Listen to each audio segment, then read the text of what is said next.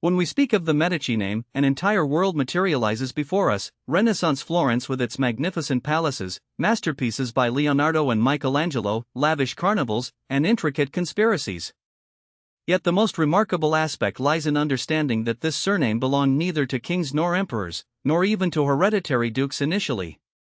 The Medici began as a family of merchants and bankers, and through their exceptional ability to manage capital, they gradually succeeded in controlling an entire city before extending their influence across the destinies of all Europe. The significance of their family name in European history cannot be overstated. This was not merely a wealthy family, but a genuine dynasty that for 3 centuries determined the course of politics, art, and religion. The Medici possessed not only the skill to earn money but also the wisdom to transform wealth into power, and power into cultural legacy that continues to inspire admiration today. Without them, perhaps the Renaissance era would never have achieved the brilliance that made it the symbol of European civilization. This paradox defines the Medici story. They rarely occupied formal royal thrones and never inherited titles comparable to imperial ones. Yet their influence was so vast that sometimes even kings and popes found themselves dependent upon decisions made in Florence. Moreover, certain family members eventually became Roman pontiffs themselves or married French monarchs, further solidifying their position. Another striking characteristic of Medici history involves the connection between banking capital and artistic flourishing. Today we accept that great artists, architects, or scholars can work thanks to government grants, universities, or patrons. In the 15th and 16th centuries, the Medici fulfilled precisely this patronage role. Through their commissions emerged masterpieces by Brunelleschi, Donatello, Botticelli, Leonardo, and Michelangelo. The family's enormous financial resources flowed not only toward politics and commerce but also toward culture, transforming Florence into the center of world art. Thus, Medici history represents a story about how wealth and the wisdom to manage it can alter the fate of entire civilizations. They were bankers, diplomats, patrons, and behind-the-scenes rulers who left marks no less significant than the official monarchies of Europe.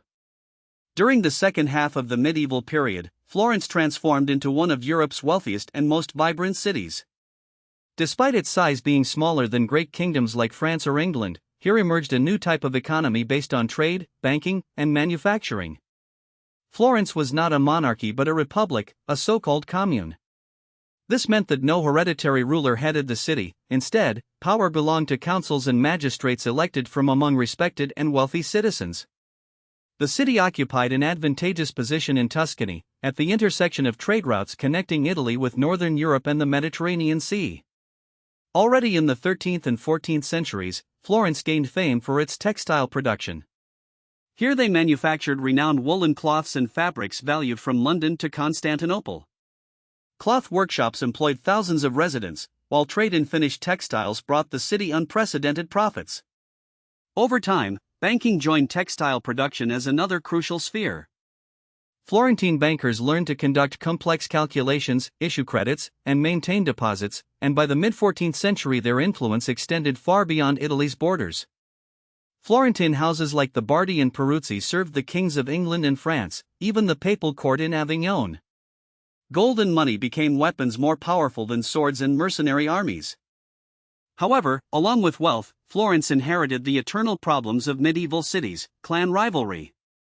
Each influential family possessed its own banners, towers rising above the streets, and armed retainers. Among such families stood out the Albizzi, Strozzi, Puzzi, and Bardi. They fought for control over councils, influence over trade flows, and the right to determine city policy. Florence's streets frequently became arenas for open conflicts, while opposition between clans transformed the republic into a boiling cauldron. Beyond struggles between families, the city experienced social upheavals. In 1378 occurred the Ciompi Revolt, involving poor weavers and cloth workshop workers.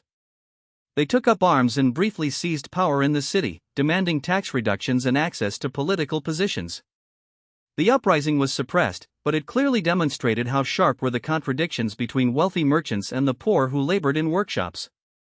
Despite crises, famines, epidemics, and internal strife, Florence remained one of Europe's cultural centers. Here in the early 14th century Dante Alighieri wrote his works, here simultaneously created Petrarch and Giotto. Florence was the city where people first began speaking about reviving classical heritage and adopting new perspectives on humanity and art. Such was the background against which the Medici family would soon emerge. In a city full of money, rivalry, and ambitions, they initially distinguished themselves in no way among other merchants and bankers. But they were destined to take control not only of Florence's economic life but also its politics, culture, and destiny. The Medici surname itself reveals the family's origins. Translated from Italian, Medici means doctors or healers. In medieval times, this was common practice. Surnames often became attached to families according to their ancestors' professions. Thus, descendants of blacksmiths became Fabbri, descendants of millers became Molinari, and descendants of doctors became Medici. We can assume that the future dynasty's ancestors actually practiced medicine, helping people with herbs and primitive procedures. For 12th century Florence, this was quite a respectable, though not particularly wealthy, profession. The first reliable mention of the family dates to the 12th century, when documents reference Medici as Tuscan residents. They belonged to the so-called popolo minuto, small craftsmen and traders who possessed no titles but gradually gained strength under conditions of developing urban economy. Already then, Florence was becoming a special city where money and labor opened greater possibilities than noble birth. In the 13th century, the Medici gradually transitioned from medical practice to trade. Florence at this time experienced prosperity thanks to cloth production, and became the city's primary source of wealth. In neighborhoods where looms hummed and workshops operated day and night, entire fortunes were born.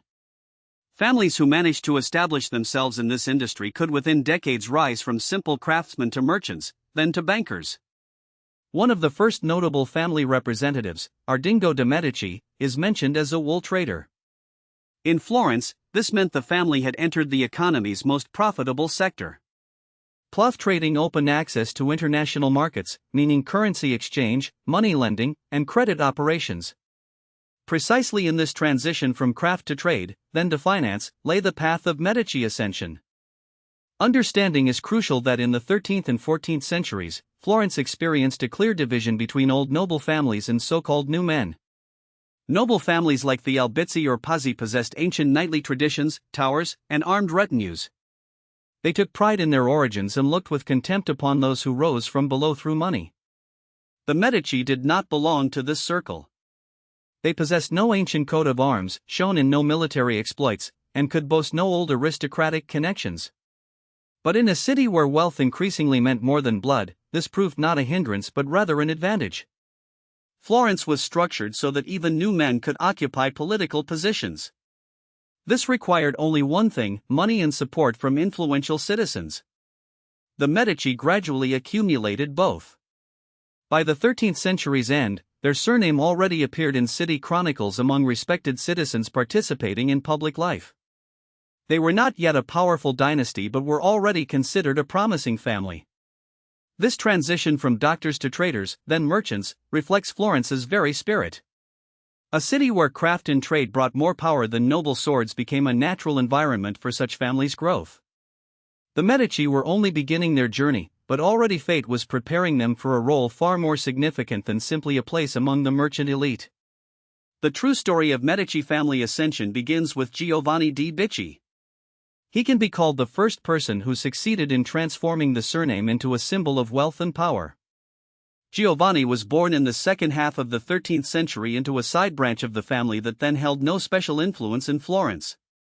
He inherited neither great wealth nor titles but possessed what had decisive importance in the turbulent world of trade and politics: intelligence, caution, and skill in handling money. In youth, Giovanni learned the business from other bankers.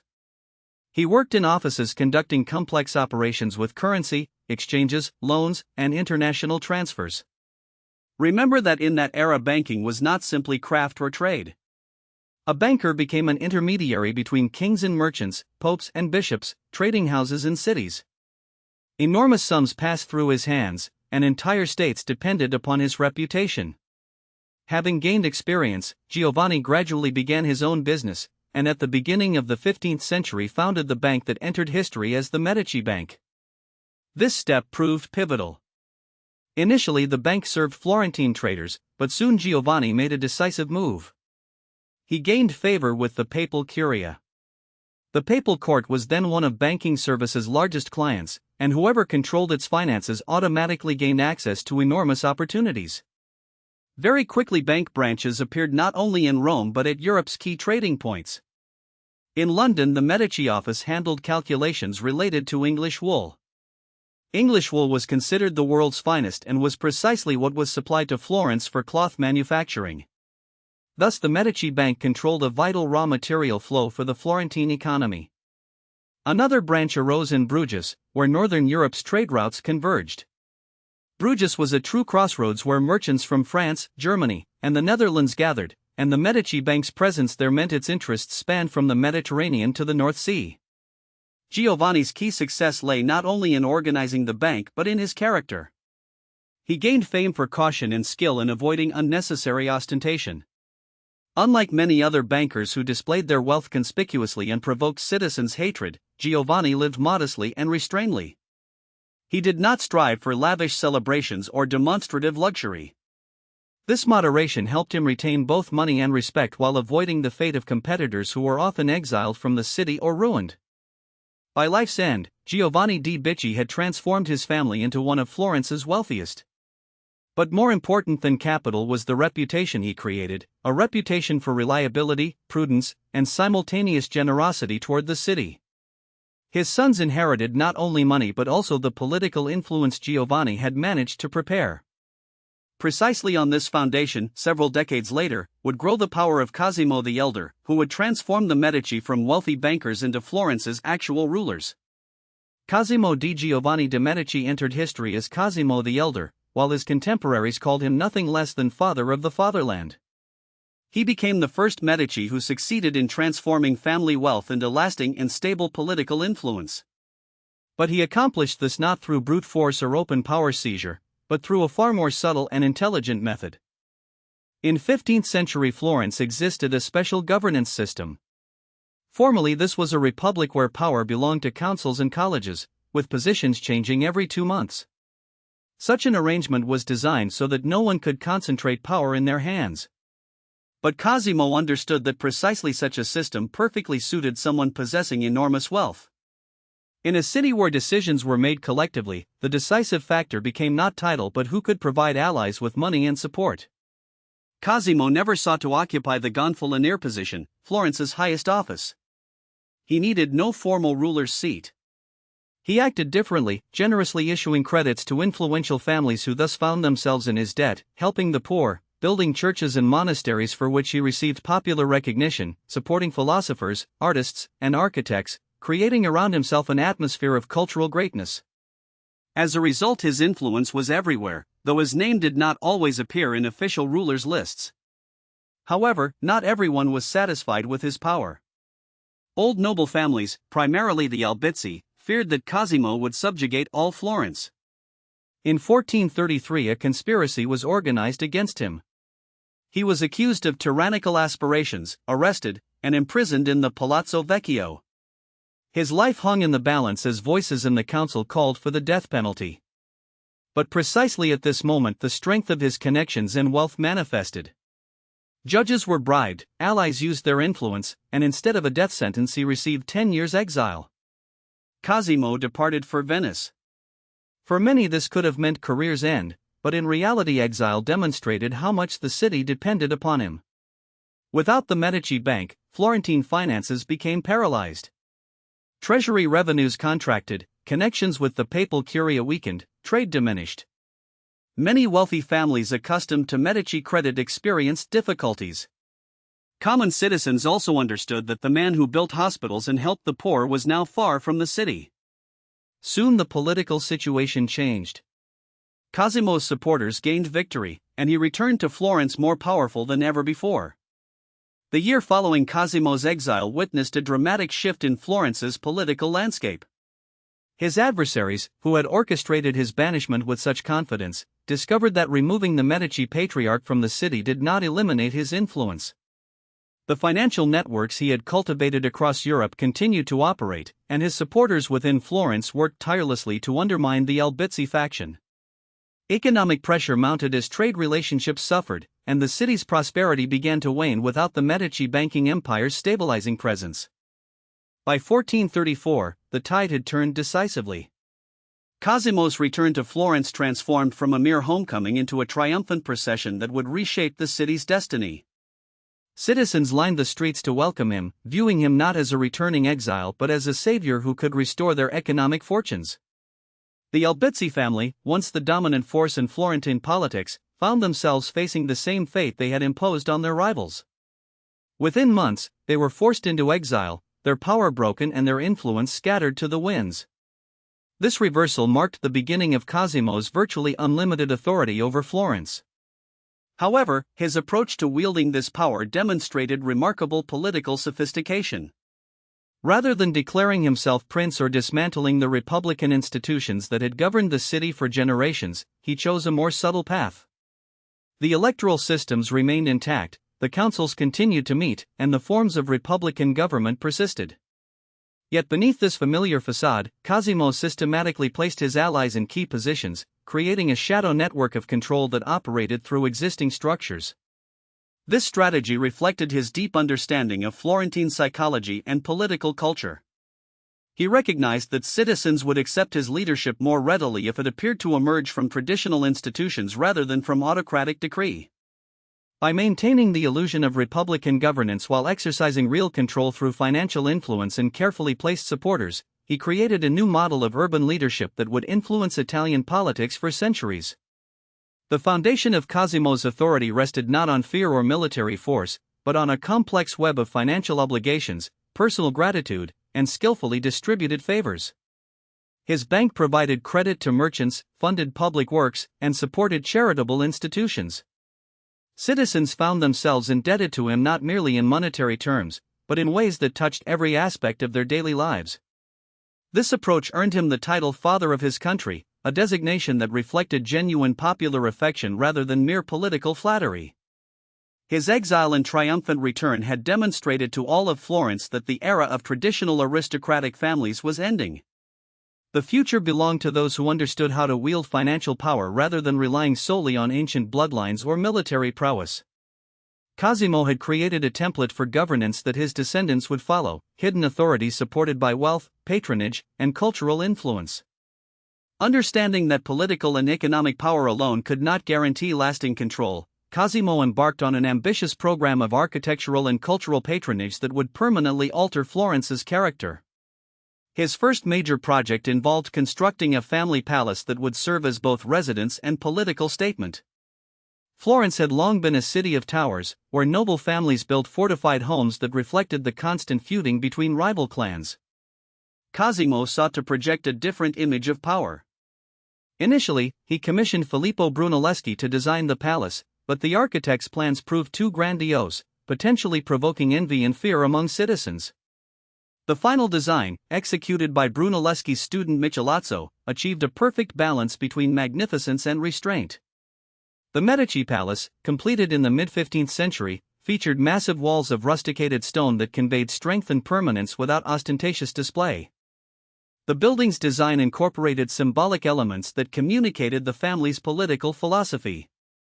Each floor featured different stone treatments, rough and powerful at the base, gradually becoming smoother and more refined toward the top. This progression represented the transition from solid foundations to harmony and grace. The interior courtyard, surrounded by elegant arcades and columns, created a peaceful oasis within the bustling city. The palace served as more than a residence, it functioned as a manifesto declaring that legitimate authority derived from wealth, wisdom, and administrative skill rather than violence and inherited privilege. Religious architecture provided another avenue for consolidating power and influence. In 15th century Italy, piety and politics remained inseparable, and those who funded church construction simultaneously honored God and enhanced their social standing. Cosimo made the reconstruction of San Lorenzo his primary ecclesiastical project, again employing Brunelleschi as architect. The resulting church embodied the new Renaissance style with clear proportions, harmonious lines, and bright, spacious interiors that contrasted sharply with the darker, more mysterious Gothic churches of previous centuries. San Lorenzo became the Medici family's burial church, ensuring that their name would be permanently associated with this sacred space. Every citizen who entered for worship would be reminded that the Medici had gifted this beautiful building to the city. The church served as both spiritual center and political monument, reinforcing the family's position in Florentine society through architectural grandeur. Cosimo's patronage extended beyond stone and mortar to encompass intellectual pursuits. He recognized that Florence's greatness required not only successful merchants and skilled craftsmen, but also scholars and thinkers who could engage with the broader currents of European culture. His most significant intellectual protégé was Marsilio Ficino, whom he treated almost as a family member, providing him with a house and financial support for his scholarly work. Under Cosimo's patronage, Ficino undertook the monumental task of translating Plato's complete works into Latin, along with texts by Neoplatonic philosophers. For medieval Europe, this represented an intellectual earthquake. After centuries of neglect, scholars could once again access writings that explored the immortality of the soul, the nature of beauty, harmony, and the dignity of human reason. At his villa in Careggi, Cosimo gathered circles of scholars, poets, and philosophers who formed what became known as the Platonic Academy. These gatherings fostered discussions that compared ancient philosophical ideas with Christian traditions, debated the nature of beauty, and explored humanity's role in the cosmos. For contemporaries, this represented something entirely new. Florence was transforming from merely a commercial center into an intellectual capital where ideas flourished alongside trade. However, Cosimo's path to dominance was not without obstacles. Traditional aristocratic families could not accept that power had passed to a banker's hands. The Albizzi remained bitter enemies even after their exile, considering themselves the rightful rulers of Florence. Other rivals included the Strozzi, Bardi, and later the Pazzi, who viewed the Medici as upstarts who had violated the natural social order. Cosimo responded to these challenges with his greatest weapon, financial power. He denied credit to enemies, undermined their commercial ventures, generously supported allies, and bribed wavering factions. When economic pressure proved insufficient, he employed the traditional Florentine political weapon of exile, as he had done with the Albizzi after his own return from banishment. Through these methods, Cosimo successfully combined the roles of politician, banker, and patron. His palaces and churches became symbols of strength, his academy represented wisdom, and his victories over rivals demonstrated the stability of his authority. The title Father of his country reflected his unique achievement. Without holding royal office, he had accomplished more for Florence than many monarchs achieved for their kingdoms. Under Cosimo's leadership, Florence transformed into the city we remember today as the heart of the Renaissance. His grandson Lorenzo de' Medici, born in 1449, inherited not only the family's wealth but also the sophisticated art of governance that had made the Medici masters of Florence. Unlike his grandfather, known for restraint and caution, Lorenzo possessed an open, brilliant, and vivacious personality that made him the symbol of an entire era. Lorenzo's contemporaries praised his rare charisma, his wit, eloquence, and ability to win over both friends and enemies through skillful conversation. This personal magnetism would define his reign and establish him as one of history's most celebrated Renaissance figures. 15th-century Florence existed at the center of complex political games that engulfed the Italian peninsula, where numerous principalities and republics competed for supremacy. Milan, Venice, Naples, and the Papal States each sought dominance, and minor conflicts could easily escalate into major wars. Lorenzo mastered the art of maintaining Florence's security through diplomatic brilliance rather than military might. His strategy, known as the balance of power, involved playing rival states against each other, forming strategic alliances, and negotiating even with traditional enemies. This approach allowed Florence to avoid major conflicts for decades while preserving its commercial prosperity and cultural achievements. Beyond politics, Lorenzo was an accomplished poet who wrote in both Italian and Latin, participated in literary competitions, and engaged in philosophical discussions. His contemporaries called him the poet on the throne, recognizing his unique ability to combine political authority with artistic sensibility. His household hosted festivals and carnivals that included ordinary citizens, creating an image of Lorenzo not as a distant ruler but as a fellow citizen who shared in the community's joys and celebrations. As a patron of the arts, Lorenzo's support proved crucial to Florence's emergence as the Renaissance's cultural center. He commissioned Sandro Botticelli's The Birth of Venus, a masterpiece that became emblematic of the new era. The painting depicted ancient gods and nymphs not as pagan figures but as symbols of harmony, love, and natural renewal, suggesting that human life should be filled with beauty and joy. Perhaps Lorenzo's most significant discovery was the young Michelangelo, whom legend says he noticed working on a marble relief in the Medici gardens. Lorenzo invited the talented youth to live in his palace and study alongside other masters, providing the future genius with access not only to artistic training but also to the philosophers, poets, and scholars who discussed Platonic and Aristotelian ideas in the Medici household. This intellectual environment shaped Michelangelo not merely as a sculptor but as a complete Renaissance thinker. Lorenzo's patronage extended to other artists as well, including Benozzo Gozzoli, whose frescoes in the Medici chapel celebrated the family, and numerous young poets and scholars who found support and encouragement in the Medici circle. The most dangerous threat to Medici power came from the Pazzi conspiracy, orchestrated by this rival banking family in alliance with Pope Sixtus IV and the King of Naples. The conspirators planned to eliminate the Medici brothers not in some dark alley but publicly, in the Cathedral of Santa Maria del Fiore during Easter Mass, before the eyes of the entire city. On April 26, 1478, as the cathedral overflowed with worshippers, assassins struck at the altar during the most sacred moment of the service. Giuliano de' Medici received multiple dagger wounds and died instantly, while Lorenzo, wounded in the neck, managed to escape to the sacristy where supporters protected him from further attack. What was intended to destroy Medici power instead became their triumph. The crowd, horrified by murder during Mass, turned their fury against the conspirators. Many were captured and executed that same day, with several hanged from the windows of the Palazzo Vecchio as a warning to all who might threaten the city's stability.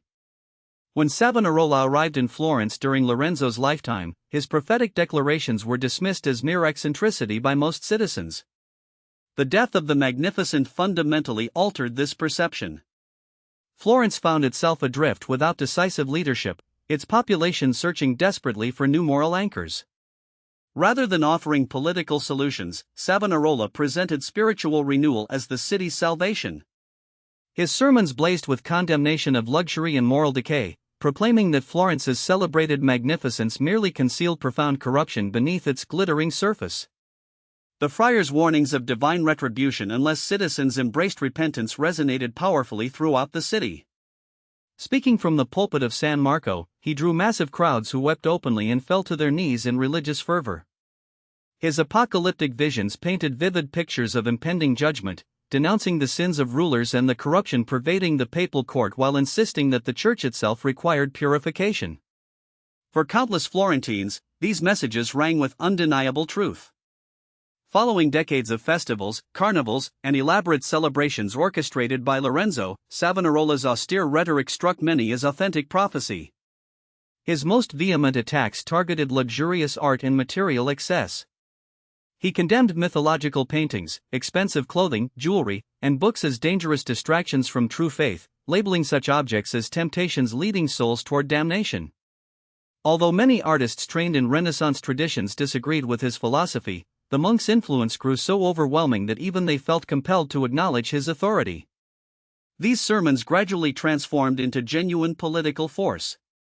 Growing numbers of citizens viewed Savonarola not merely as a holy man but as a potential leader capable of purifying their city. Against the backdrop of Medici weakness, this development posed serious challenges to the family's authority. For the first time in many decades, Florence witnessed the emergence of a movement powerful enough to threaten the seemingly unshakable dominance of the dynasty. The golden age of Lorenzo thus gave way to an era dominated by fear and penitence. Florence began changing dramatically as luxury disappeared from public squares and apocalyptic sermons filled the air. The Medici no longer appeared as invincible rulers, while Savonarola's influence prepared the ground for dismantling the power of a family that had recently symbolized the city's greatness and glory. After Lorenzo the Magnificent's death and his son Piero's subsequent exile, Florence transformed beyond recognition. Where the city had once celebrated with festivals, carnivals, and artistic masterpieces under Medici rule, it now became a place of repentance and terror under Savonarola's dominance. The friar did not merely preach from his pulpit but succeeded in imposing his vision upon the entire city. Savonarola proclaimed that Florence had been chosen by God to become a new Jerusalem, serving as the starting point for renewing the entire Christian world. However, this divine mission required citizens to renounce sin and luxury completely. Under his definition, sin encompassed everything associated with wealth and earthly pleasures. Yesterday's symbols of magnificence, precious gems, expensive garments, cosmetics, musical instruments suddenly became vanities requiring destruction. Even artistic works inspired by ancient mythology were declared dangerous to the soul. In 1497, the first bonfire of the vanities took place in the Piazza della Signoria. Workers erected a wooden platform where crowds gathered in enormous numbers. Young men educated by Savonarola went door to door collecting sinful objects, paintings, mirrors, elegant books, lutes, and harps.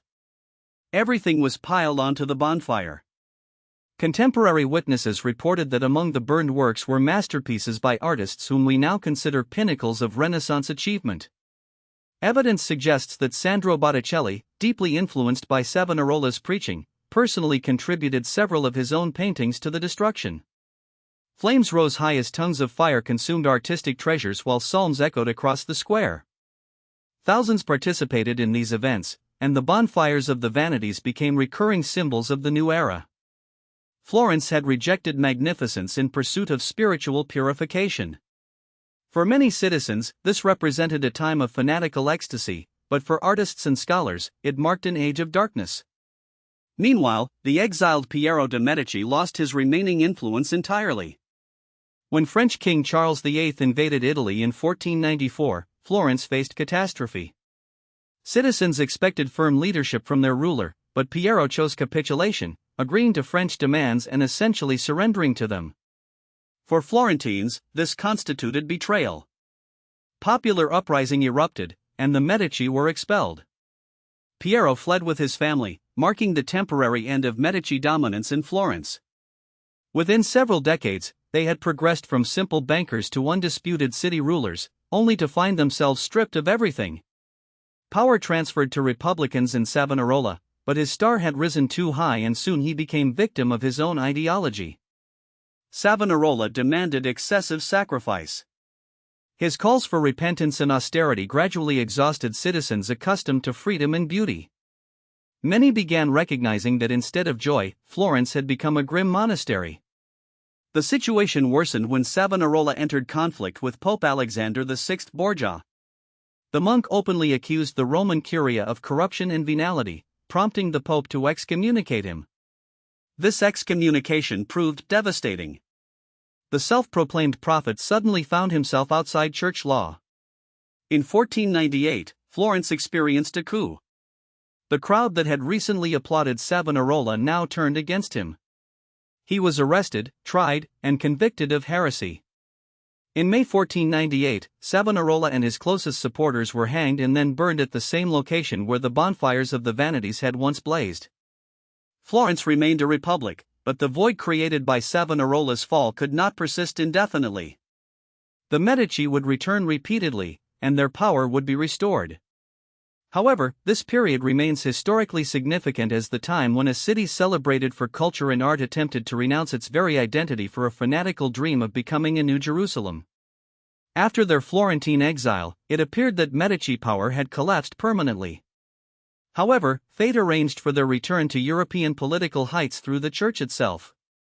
Lorenzo the Magnificent, foreseeing dangers to his family, had ensured during his lifetime that his son Giovanni would pursue an ecclesiastical career.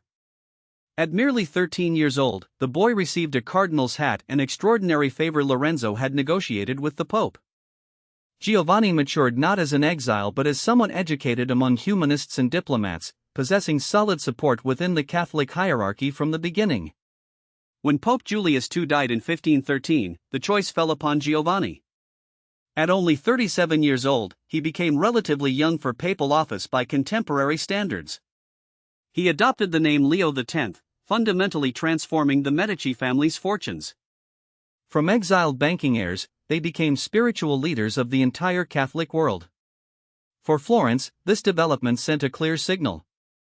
The family recently stripped of municipal power now wielded authority equivalent to imperial status. Leo X entered history as a pontiff embodying Renaissance splendor. His court resembled an artistic center more than a stern religious institution. He patronized musicians, philosophers, poets, and artists, with his relationship with Raphael Santi becoming particularly celebrated. Under Leo X, Raphael painted the famous Vatican stands, including the School of Athens, which became symbolic of the new era. Ancient sages Plato and Aristotle, depicted within architecture inspired by Bramante, represented a manifesto of harmony between classical reason and Christian faith. This fresco remains one of the Renaissance's greatest achievements today. Raphael's work extended beyond the stands. Papal commissions included chapel paintings, portraits, and architectural projects. Leo X recognized in him an artist capable of glorifying his name, just as Brunelleschi and Donatello had once glorified Florence during Cosimo and Lorenzo's reigns. An even more grandiose project involved constructing the new St. Peter's Basilica. Julius II had initiated this construction, but under Leo X it acquired special significance. Architect Donato Bramante designed plans for a magnificent temple worthy of symbolizing all Christianity. After Bramante's death, Raphael and other masters continued the project, later followed by Michelangelo. For the Medici, this basilica represented not only religious symbolism but also a monument to their power. Leo X's name would forever be associated with the temple destined to become the Catholic world's heart. Leo X was renowned for his generosity and love of luxury. Contemporaries observed that his pontificate resembled a celebration more than a period of strict governance. He embraced magnificence and spared no expense on court entertainment, music, and spectacles. However, this very generosity created financial difficulties. To replenish papal coffers, the Curia began selling indulgences more aggressively, provoking protests that would eventually culminate in Martin Luther's Reformation. Thus Leo X's reign became simultaneously a period of greatest flowering and the beginning of Catholicism's most severe crisis. Nevertheless, for the Medici family, this represented genuine triumph. Exiled from Florence, they now occupied St. Peter's throne. Their name again symbolized power, but now spiritual authority. The Medici return through papal office opened new horizons, enabling them to influence not only their native city's fate but all of Europe. Leo X's death seemed to herald a new era of Medici power. The family's second pope, Giulio de' Medici, was elected as Clement VII. However, his reign brought the severest trials, making clear that Catholic Church authority was fracturing fundamentally.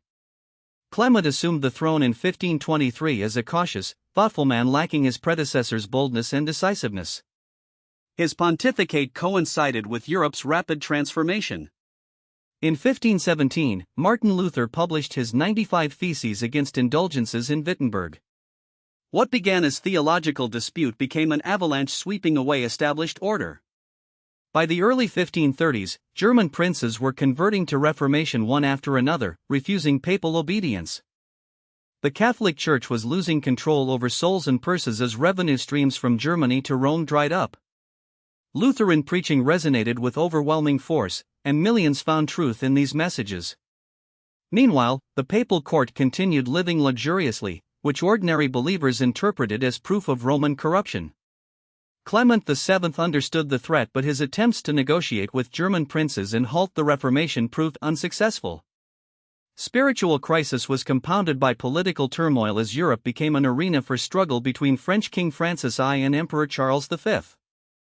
Their rivalry for Italian dominance forced the Pope into constant maneuvering. Initially, Clement allied with France, hoping to limit Habsburg influence.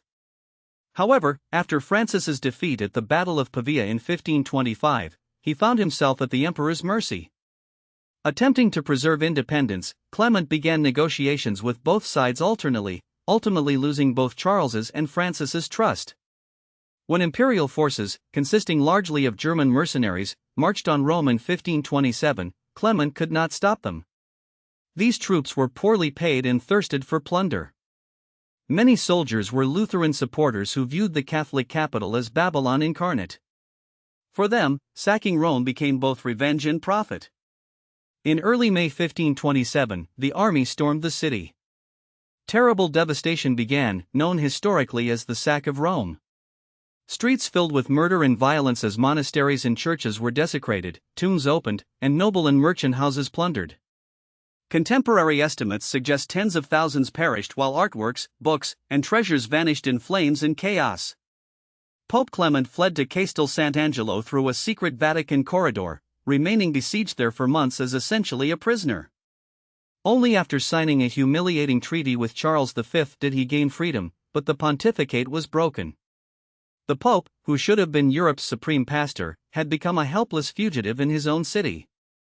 The sack of Rome shocked the entire Christian world, representing a symbolic moment when the sacred city, Catholicism's heart, was trampled by soldiers, many of whom were Protestants.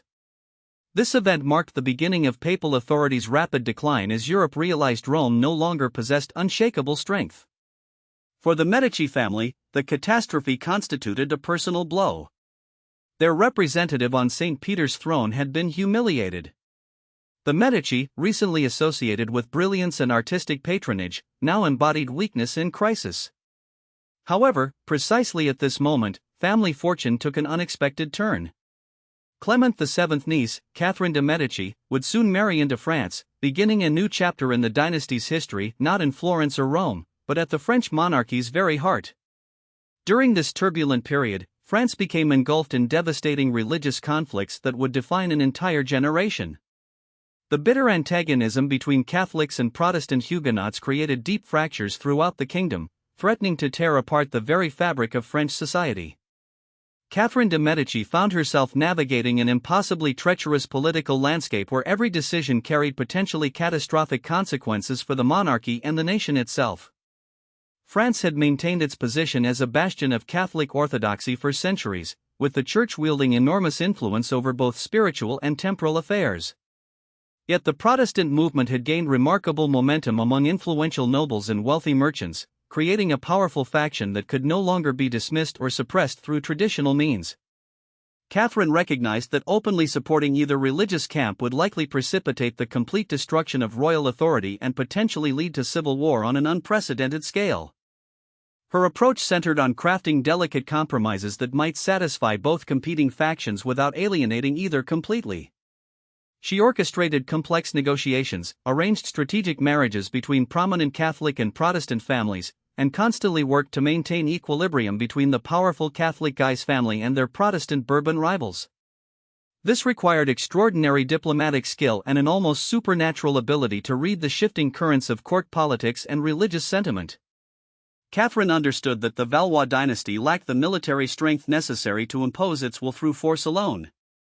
The royal army remained relatively small and unreliable, while both religious factions could field substantial forces when circumstances demanded. Therefore, her primary weapons became sophisticated diplomatic maneuvering and carefully orchestrated political intrigue designed to prevent any single faction from gaining decisive advantage over its opponents. The tragic events that would forever stain Catherine's historical reputation unfolded during what should have been a celebration of reconciliation and hope. In 1572, Paris prepared for the wedding of her daughter Marguerite de Valois to Henry of Navarre, the prominent Huguenot leader whose marriage to a Catholic princess was intended to symbolize the possibility of peaceful coexistence between the warring religious communities.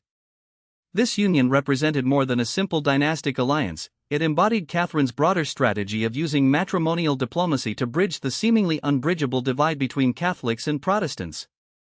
The wedding attracted hundreds of prominent Huguenots to the capital, creating an unprecedented gathering of Protestant nobility in the heart of Catholic France.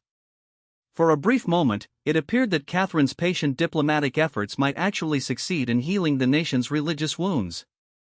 However, the night of August 24, the feast day of St. Bartholomew, witnessed the eruption of horrific violence that would echo through history. Catholic mobs surged through Protestant neighborhoods, breaking into homes and unleashing a wave of murder, robbery, and brutality that shocked even contemporary observers accustomed to religious conflict.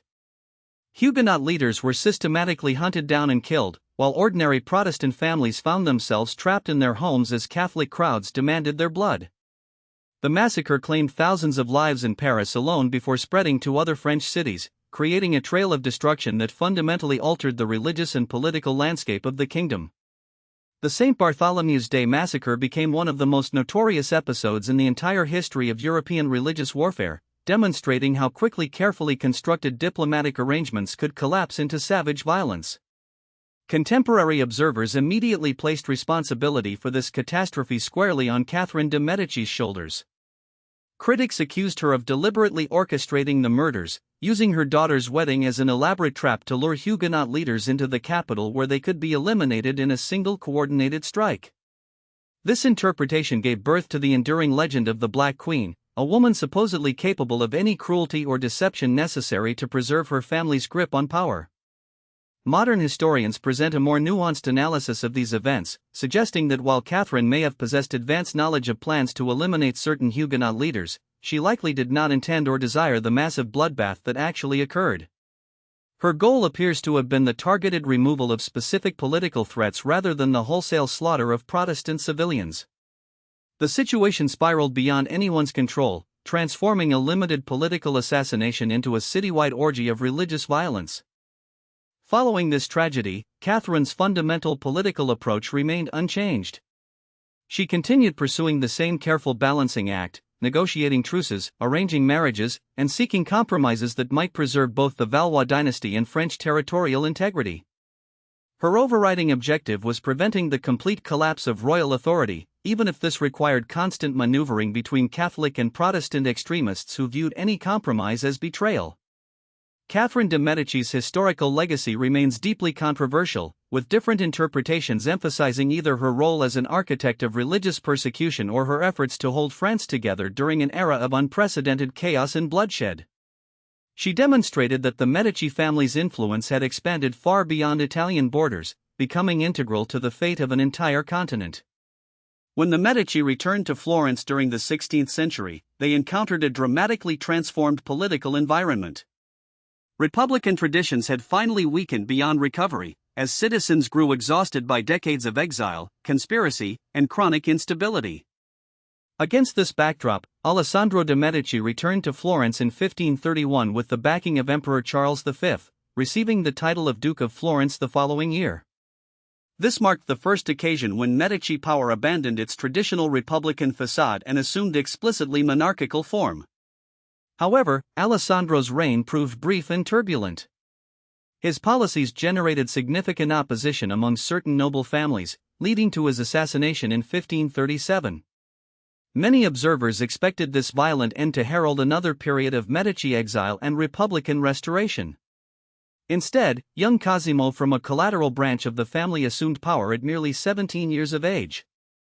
Most political observers dismissed him as a potential puppet who would be easily manipulated by more experienced courtiers and foreign powers. Reality proved dramatically different, as Cosimo I de' Medici quickly demonstrated remarkable strength of character and genuine governmental talent that surprised both supporters and opponents. From the beginning of his reign, Cosimo prioritized military discipline and professional armed forces.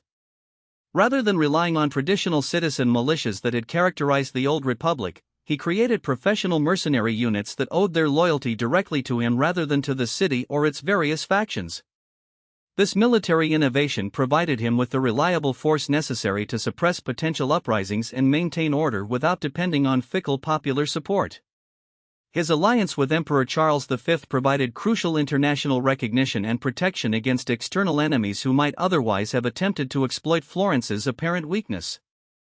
This diplomatic relationship gave Cosimo the breathing space necessary to consolidate his domestic authority while building the military and administrative structures that would support long-term Medici rule. Cosimo's greatest military achievement was the conquest of Siena, Florence's ancient rival whose independent existence had long challenged Florentine ambitions for regional dominance. The successful incorporation of Siena into Tuscan territory symbolized the definitive establishment of Medici supremacy throughout the region. Following this victory, Cosimo ruled not merely a city-state but a substantial territorial principality with genuine strategic importance. In 1569, Pope Pius IV officially granted him the title of Grand Duke of Tuscany, formally recognizing the transformation of the Medici from wealthy bankers and art patrons into legitimate European monarchs whose authority was acknowledged by both secular and religious authorities. This represented the culmination of centuries of gradual political evolution that had elevated the family from their humble origins as physicians and merchants. Cosimo understood that lasting power required cultural as well as military foundations. He initiated massive construction projects designed to demonstrate and perpetuate dynastic grandeur for future generations. His most important architectural legacy was the Uffizi, originally conceived as an administrative center housing all governmental offices under a single roof. The Uffizi gradually evolved into something far more significant than a bureaucratic headquarters. It became the repository for the family's extensive art collections, transforming into a temple of culture that symbolized Medici control over both political and artistic life. For Florence, this represented more than mere royal ostentation. It was a statement that the Medici governed not only people but culture itself.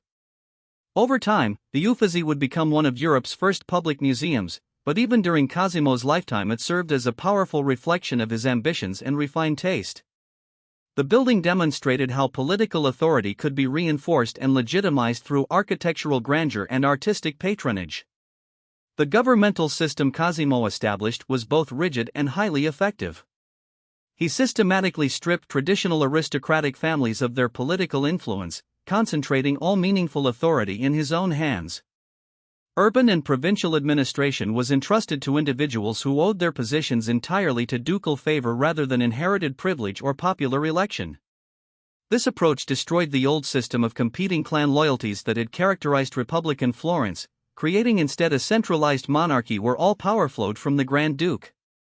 Such administrative reforms eliminated the chronic instability that had plagued earlier periods while ensuring that potential opposition lacked institutional bases from which to challenge ducal authority. Through these comprehensive reforms, Cosimo I transformed the Medici from a wealthy family of art patrons into a genuine ruling dynasty.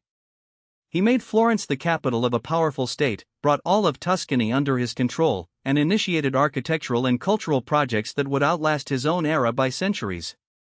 Under his leadership, the Medici name transcended local Florentine politics and established itself among the recognized monarchies of Europe. Following the brilliant era of Lorenzo the Magnificent and the successful transformation of Florence into a Grand Duchy under Cosimo I, along with the cultural flowering that the Medici had bestowed upon Europe, the dynasty began a gradual but inexorable decline. What had been built through the energy, talent, and foresight of earlier generations slowly dissolved into decadence, illness, and the degeneration that characterized the final Grand Dukes. By the 17th century, it became apparent that the family was losing the vitality that had sustained Lorenzo and his predecessors. Later Medici rulers were frequently weak in health, suffering from chronic ailments that prevented them from actively engaging in governmental affairs. The influence of court cliques and favorites increased correspondingly, while actual state business was relegated to secondary importance. The Grand Dukes themselves often became absorbed in peculiar interests that distracted them from their responsibilities. Some spent their days in hunting expeditions, others devoted themselves to alchemical experiments or mystical contemplation. They might spend enormous sums on personal whims but no longer possessed the ambition or talent that had distinguished their ancestors. Their marriages increasingly reflected close kinship ties with other European aristocratic houses, contributing to genetic problems that manifested in sickly heirs. Many unions proved childless, while surviving offspring were often born with physical weaknesses that made effective rule impossible. Meanwhile, the fundamental source of family power had long since disappeared. The Medici Bank, once Europe's largest financial institution, had begun losing influence during the 15th century due to poor management and overextension. By the 16th century, it had ceased to exist entirely. While Cosimo and Lorenzo had controlled the gold of popes and kings, the Grand Dukes derived their income primarily from land rents, customs duties, and traditional commerce. These represented modest resources compared to those available to the new maritime powers. Tuscany was losing its position as European trade routes shifted toward Atlantic commerce. The discovery of the New World and new trading networks had fundamentally altered Europe's economic geography. Now the primary wealth flowed to Spain, Portugal, and later to Holland and England. The Mediterranean Sea had lost its former significance, and with it declined the greatness of Florentine merchants and bankers. The Medici failed to adapt to these new conditions. By the 17th century, Florence was no longer the heart of world commerce but was becoming a museum city that lived on memories of past glory. In the 18th century, the process of decline became undeniable. The final representatives of the dynasty were physically weak and often childless. Their lives passed in idleness and intrigue, with petty court squabbles replacing the struggle for political influence that had characterized earlier generations.